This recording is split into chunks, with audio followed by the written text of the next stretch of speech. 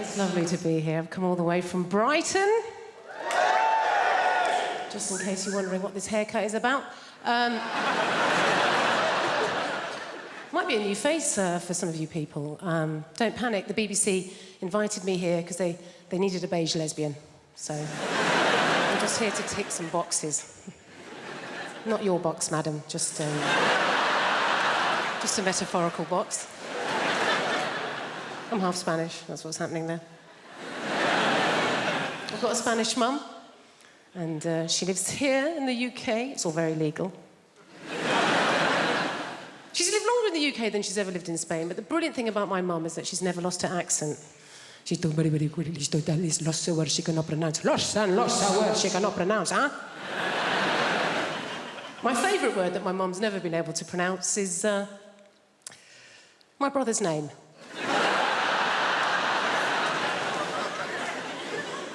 Difficult name, his name's Stephen. I don't know if you've noticed this, Spanish people, any word that begins with the letter S, they struggle, right?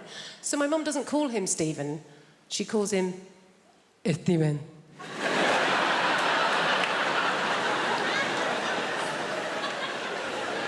What's his name, Mum? Steven. Is it? Isn't it just Stephen? Jennifer, I know his name is my son. It is Steven! You don't want to mess with my mum. She's not like British people here in this country. We can be quite passive-aggressive, can't we? She's just very aggressive woman. I don't know how my mum's never really coped in this country, and I think it's because, like a lot of Mediterranean people, she's quite loud, yeah? She's got one volume. It's like this. Whereas in this country, particularly if we're middle class, we tend to be low talkers, don't we? We don't like to raise our voices, do we? Why? Because we've got money.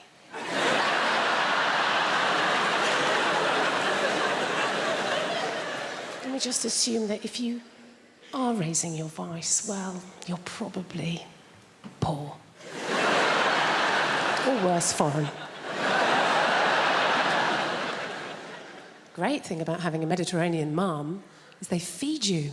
Oh, my God. She's always feeding. That's her way of showing that she loves her children, is to feed us. You know, I can remember going around friends' houses, you know, like English mums. Go round an English mum's house and the conversation with mum's more like this. I think you've had enough. My mum will feed you till you puke. Going on in my life, and my mum will relate it back to a meal that she's cooked. Do you know what I mean? Like, so good or bad, particularly if I'm depressed. If I phone up my mum and I've had a terrible day, yeah? I phone up my mum, conversation always goes like this. Oh, Jennifer, my God, I'm so sorry to hear that you're having a hard time right now, but you know what? Don't worry, okay? I made a soup. Come home, you sound hungry. I made a chicken carne, made a lamb tagine, made a casserole, Jennifer. I made some tortillas, some paella, some curry, Jennifer. You love curry, maybe some meatballs, some pork ball, beef ball, aniseed ball, banana ball. You're a lesbian. You don't eat enough balls. Please, come home. Eat my balls. Little request, if you know anybody who works for WhatsApp, just tell them to let us delete the message entirely, like it was never sent. Don't delete the message, but still write, Neil has deleted the message. Like a little telltale informer. So that your friend still texts you and goes, what was in that message that you deleted it? You know when it says delete for me or delete for everyone? Who picks? Just for me, and just go and delete it for me, yeah? Yeah, still want them to see the awful stuff I've written, but I don't want to be reminded of how much of a dick I can actually be, yeah. It's like getting a tattoo removed and walking into the laser place going, what are my options for tattoo removal? You got two options. First option, we shine a laser on your leg, remove the tattoo so no one will see the tattoo. What is my second option? We shine a laser in your eyes so you won't see the tattoo. I'll go for option number 2, please. Thank you very much.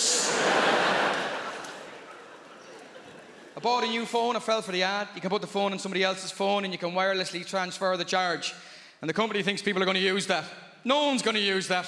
Your charge is the single most important thing in your life. Look at your friends. They would prefer to donate a kidney to a stranger than to give you 5% of their mobile phone charge. Have you ever been abroad?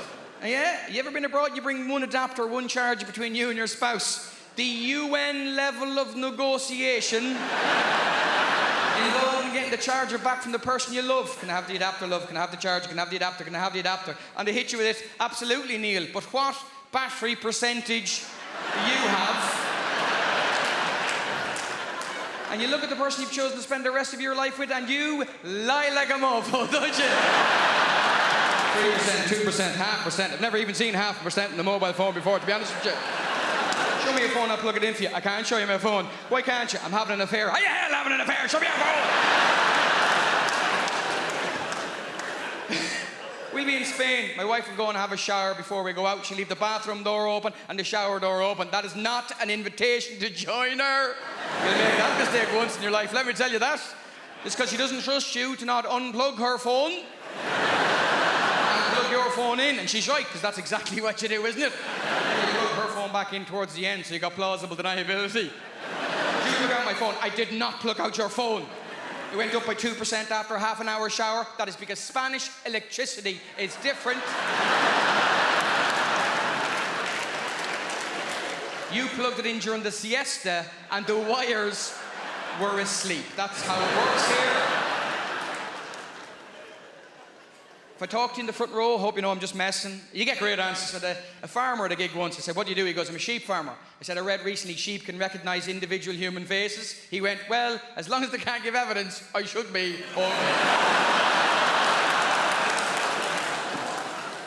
I had a South African man at a gig in Dublin once. I said, where are you from? Big blonde guy. He goes, Cape Town. I said, Cape Town is beautiful and warm and sunny. How did you end up in Dublin? He went, I got in the wrong container.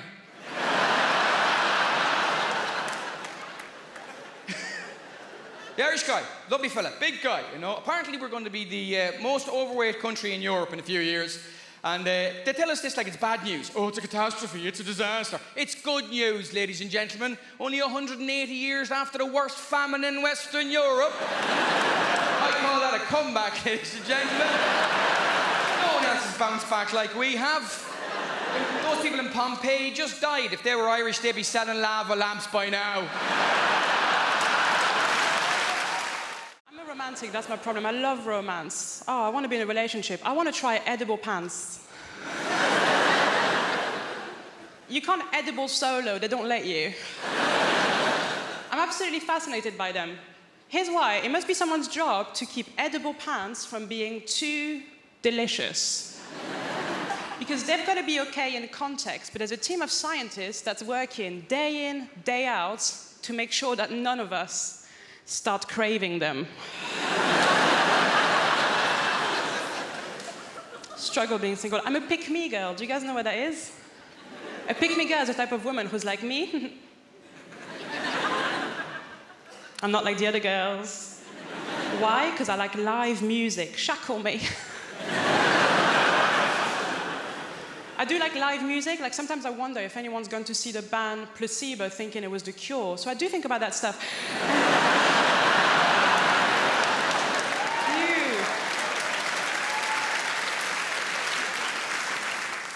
Love live music. I went to see Abba Voyage. Have you guys seen it?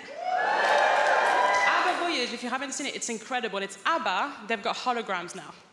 But just before going into Abba Voyage, I found out a little bit of industry gossip, and I'm going to share it with you because I was pissed off. Abba, the band, they're not even dead.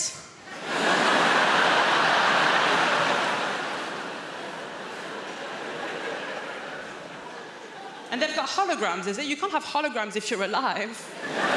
Hey, Abba, go to work.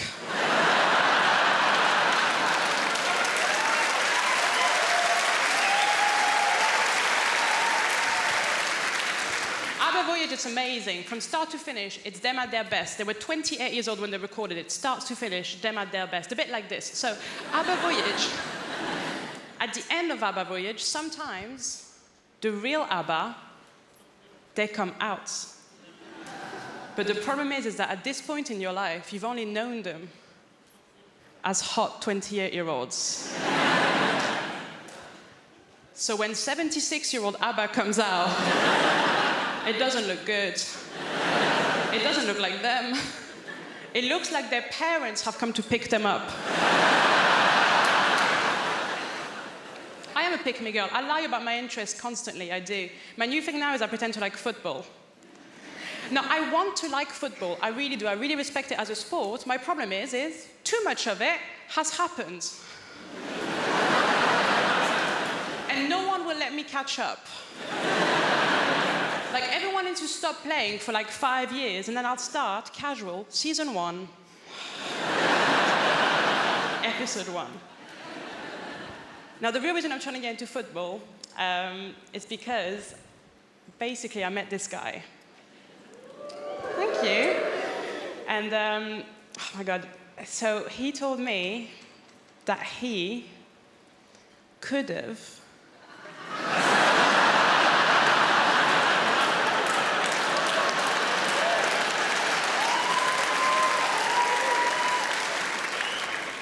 Do you guys know him? That's weird. He does have a lot of friends. He said he could have gone professional. But then, and this is so sad,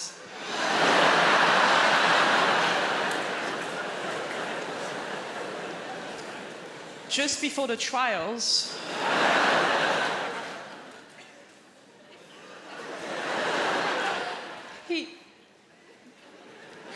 he didn't have the skills.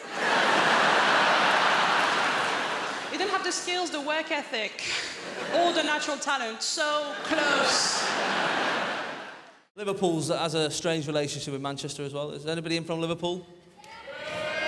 All right, thought we might have priced you out. Not to worry. I love Liverpool. It's a beautiful city. And I remember when I first went over there, I support Manchester City, right? That's my football team. And I remember going over there in my Manchester City shirt, and I stopped this bloke at the train station. I said, "Listen, mate, I'm a bit lost. I'm trying to find the docks. Can you help us out?" And he turned around and he went, which is a word in Liverpool, right? Honestly, right? It means you're not welcome, right? You pick it up quick enough, right? Eventually he got to some sound, he went, "Hey!" Because they're naturally witty, they're born with that, right? He said, "What are you doing over there in Liverpool?"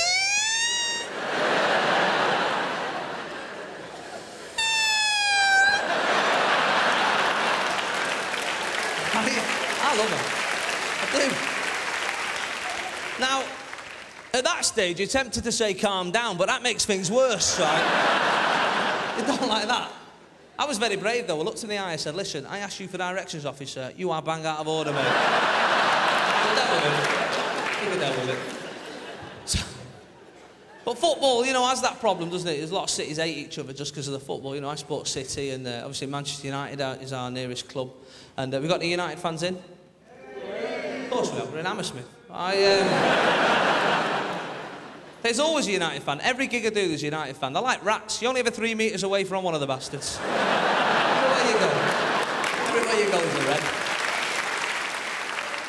I love football, but I'm getting to this stage where I'm starting to dislike footballers. I don't know if anyone else has this problem, right? But these like multi-millionaires running around the pitch, you know, every 5 minutes. "I've hurt myself, I've hurt myself." There was a bloke a few weeks back, he missed 3 Premiership games with a dead leg, right? Now, that's not an injury, is it, a dead leg, right? When I was a kid, I had 3 dead legs in one day once, right? And that was for free. I still have to do PE and walk home. That's not an injury, mate. My granddad's favourite footballer was a German goalkeeper called Bert Trautmann, right? Now, in the 1956 FA Cup final, does anyone know what happened to old Bert? He broke his neck. Look at you, like the quiz team. Bang, straight in, no messing about. Good work. He broke his neck and carried on playing, right? That's how hard they were in the 50s. The metatarsal, not even invented in 1956. He just got up, carried on diving about with a wobbly head, right? Not bothered. Not bothered. Not these days. It's the fans keep shouting nasty things at us.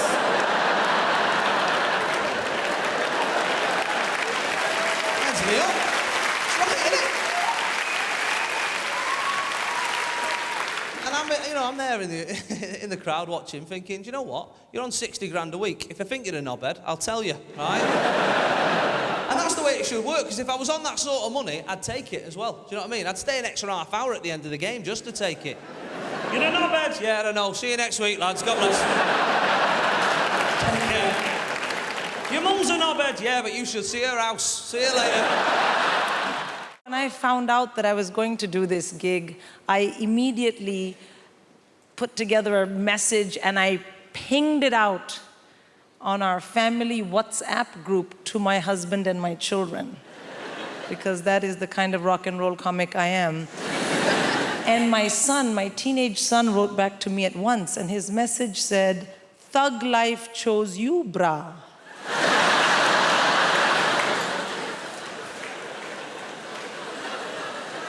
And I was like, oh shit, my child has joined a gang. I mean, what kind of language is this? Thug and bra, it had 2 R's, but he's a terrible speller. And I was like, oh no. And the other thing is I thought, this message is not for me. This idiot has sent me a message by mistake, which is for a gang member. What if the next message is something much worse? And that really bothered me because, well, this was my moment. I am going to Apollo. Like, if I'm going to find out you're a criminal, can we do it next month?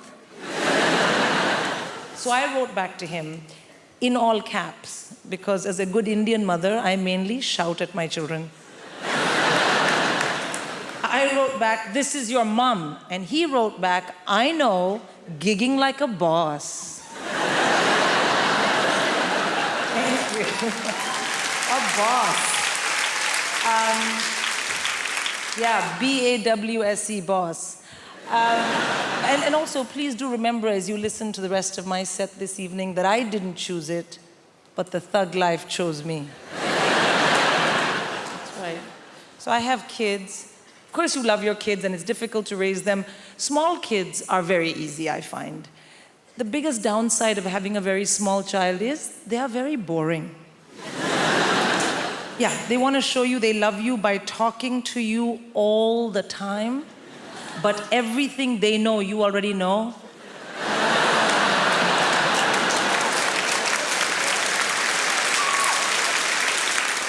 I mean, literally zero value add in any of those conversations. But you do it anyway because they're your kids, you know? And you know what people say, small kids, small problems, big kids, bigger problems. And the reason is that as your kids get older, you have to discipline them properly. And I find this very stressful because I'm born and raised in India. So what I consider robust, healthy, high-quality parental discipline is frowned upon in this part of the world. That's not true. It's illegal. I know because I have checked. And I want to have really well-behaved kids, but that is no use to me if I am in jail.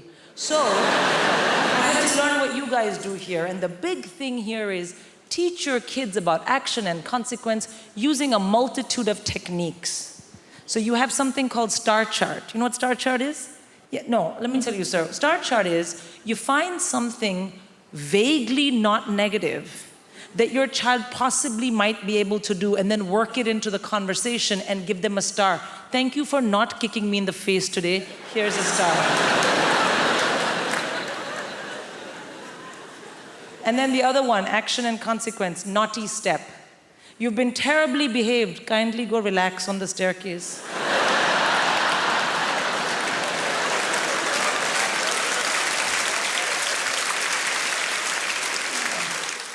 So the winter's drawing in. It's over. The summer was over. We never even had a summer. It was so depressing. Nothing happened, except there was a lot of rain, a great deal of rain.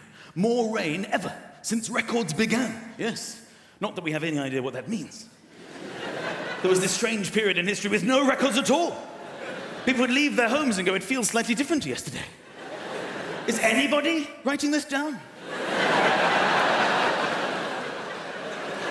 And then after a period of time, somebody said, enough's enough, I will write this down. I would like to announce that records have begun. That first day must have been quite a record-breaking day, don't you think? the hottest, wettest, windiest day since records began. This morning, I've only just started. I've been talking about the wind as well on the weather. Who cares about the wind? Could it be a stiff northeasterly breeze? I'm not sailing to work. I don't give a shit. People see that and go, I'll leave slightly later with the tailwind. I'll be there in half the time. Woo! Then the clocks are going to change. Nobody knows when the clocks are going to change. They change on a Saturday night. Nobody knows it's going to happen. Everybody the same every Saturday night, every year. They don't know which way or what's going on. You only find out about it late on Saturday night. You overhear somebody, excuse me, what was that? The clocks, they changed. When? Tonight? Oh! Darling, the clocks, which way? They go back. Is that the good one? Is that the good one? How many years do we need to be alive before we know when they change and which way? An extra hour! Woohoo! The only thing we can look forward to, ladies and gentlemen, in this winter is snow. It's the only thing that gets us through, because the weather's terrible, but snow is the holy grail. Nothing beats snow. And normally, we get one day of snow, and you've got to hope that it snows overnight, so you can be snowed in. Earlier this year, it snowed in the middle of the day. You don't want that. I was waiting for my bus, and where I live, there's no tube. You have to wait for the bus. The buses actually originate there. The bus is already there. So it's even more frustrating. I'm waiting for the driver. We've got everything we need. We're looking for people. Can you drive this thing? And that's when the snow came. Amazing, instantly landing snow. The best of snow. I mean, the most unbelievable snow. And then I realized, oh my God, I could get snowed out. This is not what I need. The driver shows up. And he says, ladies and gentlemen, I regret to inform you, due to the chaos on the roads, it's been snowing 8 seconds at this point. We're cancelling the bus. There will be no running of this service. And we're like, well, hang on a minute. We bought our tickets. What are we going to do? How are we supposed to get home? There's no way to get home. What are we going to do? And he said, don't shout at me. I actually live at the other end of this bus route. I take this bus home, and then I'm relieved by another driver. And we're like, well, this is a very interesting development. How are you going to get home? There's only one thing to do. Walk. It's the only way we can get home. It's the only way at all. I'm like, fine, okay. So we walked the bus route, led by the driver.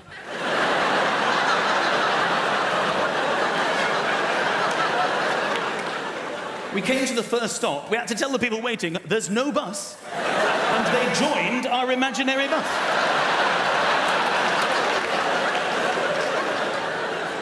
It was getting bigger and bigger. I looked behind us, I could see the next imaginary bus. Not a bus, just people walking. And it was catching up fast, because no one to pick up from the stops.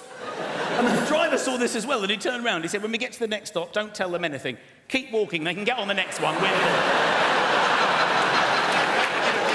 I thought this was one of the funniest things that ever happened to me. I said to the woman walking next to me, I said, this is hilarious. We're on an imaginary bus. There's a driver. There are old people walking. And this is funny, right?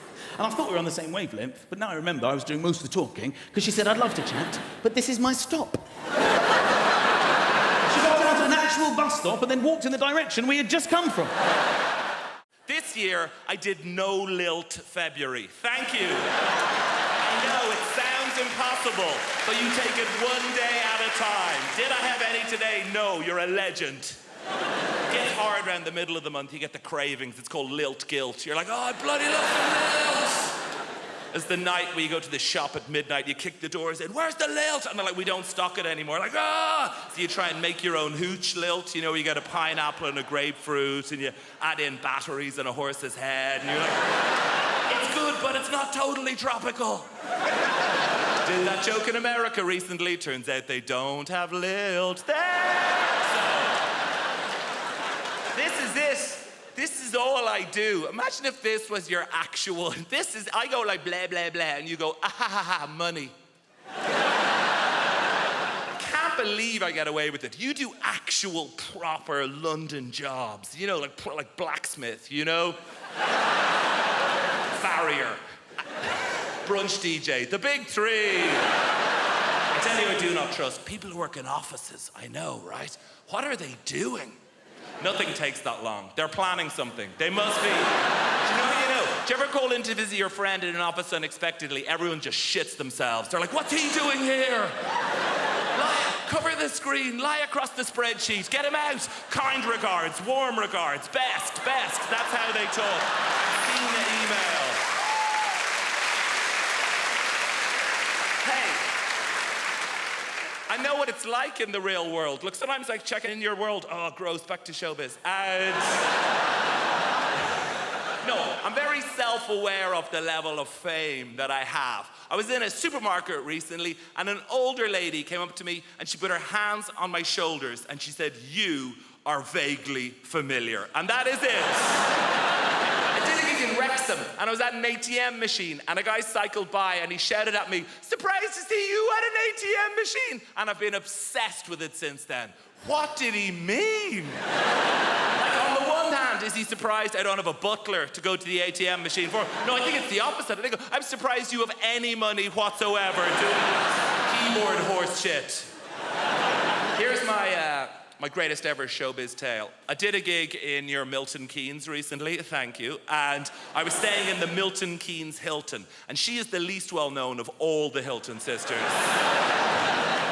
And I checked in after the gig at like 12:30. Room 303 is where this took place. Opened the door, TV on in the room. Not that uncommon in the chain hotels. I guess it's to welcome you. But get this, on the TV is me playing the shitty keyboard on some show. Immediate thought is like, is this a service they provide to all guests? If so, no, it's the realization, this is it. I've arrived, and I waltz into the room, down the little corridor with the loo away to the left, and as the room opens out, there is a fully naked man lying on the bed. So they've given me the key to someone else's room, but he is lying there, watching me on the TV, and he looks up.